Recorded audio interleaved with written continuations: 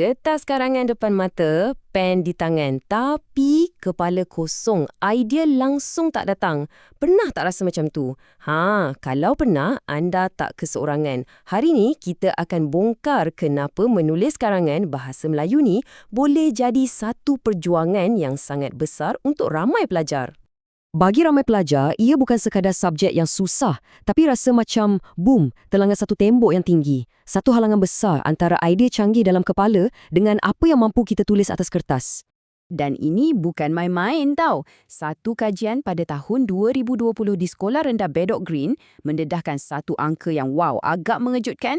68% pelajar mereka tak mencapai markah yang sepatutnya dalam penulisan karangan. Jelas sekali masalah ni memang serius dan meluas. Cuba fikir balik. Mesti pernah jadi kan? Kita tahu apa yang kita nak cakap, tapi perkataan yang paling cun tu macam menyorok pula. Rasa geram kan? Rasa geram itulah antara punca utama masalah yang kita nak siasat sekarang ni. Okey, jom kita jadi macam detektif sekejap. Sebelum kita boleh runtuhkan tembok ni, kita kena faham dulu dari mana datangnya punca masalah ni.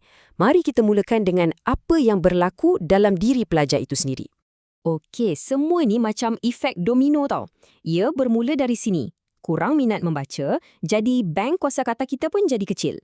Bila tak cukup peluru perkataan, macam mana nak tembak idea kan? Lepas tu keyakinan pun jatuh, motivasi pun hilang dan akhirnya idea yang ada sikit-sikit tu pun jadi tunggang langgang. Nampak tak kaitan dia? Satu masalah membawa kepada masalah yang lain. Tapi, kita tak boleh nak salahkan pelajar 100%. Persekitaran bilik darjah pun main peranan yang besar. Kalau kaedah mengajar tu masih lagi style cikgu cakap, murid dengar dan lebih fokus pada hafalan semata-mata, ia akan mewujudkan suasana belajar yang, terus terang cakaplah, agak bosan. Bila tak seronok, minat pun akan hilang. Dan kita tak boleh lari dari pengaruh dunia luar.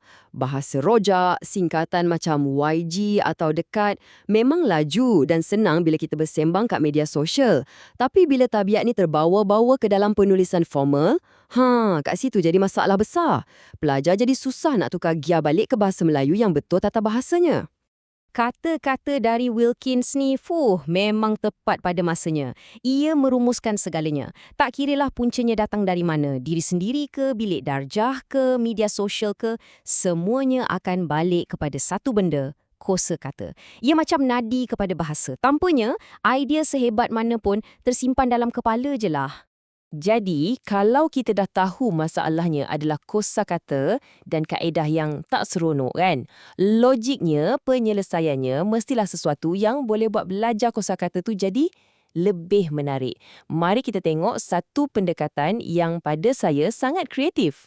Kenalkan pemetaan semantik. Okey, lupakan terus pasal senarai perkataan panjang lebar yang kita kena hafal satu-satu tu. Ini cara belajar yang visual dan yang penting, aktif. Pelajar bukan sekadar dengar dan terima maklumat, tapi mereka sendiri yang membina peta minda untuk setiap perkataan. Terus, proses belajar tu jadi lebih hidup. Cara gunanya pun senang sangat. Ambil satu perkataan, letak kat tengah-tengah, lepas tu kita ajak dia punya geng-geng, kata seerti dia, kata lawan dia, dan yang paling best, cuba gunakan dalam ayat. Dengan cara ni, pelajar bukan lagi menghafal macam burung kakak tua tau. Tapi, mereka betul-betul faham makna dan cara guna perkataan tu dalam konteks yang berbeza-beza. Okey, teori dia memang nampak gempak. Tapi, persoalannya menjadi ke tak bila guna dalam kelas betul-betul? Jom kita patah balik ke kajian di Sekolah Rendah Bedok Green tadi dan tengok sendiri hasilnya. Inilah dia, detik penentuannya. Sebelum kaedah ni diperkenalkan, kita nampak pelajar-pelajar ni bergelut nak guna kosakata yang sesuai. Tapi, selepas beberapa sesi dengan pemetaan semantik, para penyelidik nampak satu perubahan yang sangat-sangat positif.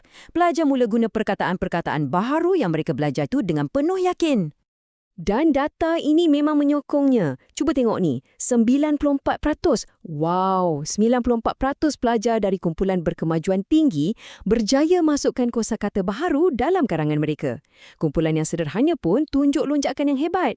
Ini bukti yang jelas. Bila kaedah belajar tu dibuat jadi menarik, hasilnya pun memang memberangsangkan. Tapi dalam apa-apa kajian pun kita kena realistik. Kajian ini juga mendapati yang kaedah ni kurang memberi impak kepada kumpulan pelajar berkemajuan rendah. Ini satu peringatan penting kan, bahawa tak ada satu pun penyelesaian magic yang sesuai untuk semua orang. Sesetengah pelajar mungkin perlukan sokongan dan pendekatan yang lebih khusus lagi. Jadi, lepas kita tengok semua ni, apa sebenarnya pengajaran terbesar dia? Ia sebenarnya lebih mendalam daripada sekadar satu teknik mengajar yang canggih.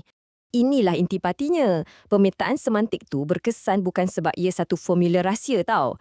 Ia berkesan sebab ia menepati satu prinsip asas. Kita sebagai manusia, tak kira umur, akan lebih mudah belajar bila prosesnya tu menarik, aktif dan ada kena-mengena dengan diri kita. Nampak? Kuncinya adalah perkataan menarik tu sendiri. Dan ini membawa kita kepada soalan terakhir yang paling penting. Matlamat kita sebenarnya bukan setakat nak bantu pelajar skor A dalam peperiksaan je. Cabaran sebenar untuk kita semua, tak kiralah guru, ibu bapa atau pelajar sendiri, ialah macam mana kita nak ubah persepsi terhadap penulisan. Dari satu bebanan yang menakutkan kepada satu cara untuk meluahkan idea dengan seronok. Jadi, soalannya, bagaimana kita nak semaikan cinta sejati pada bahasa, bukan sekadar mengejar markah?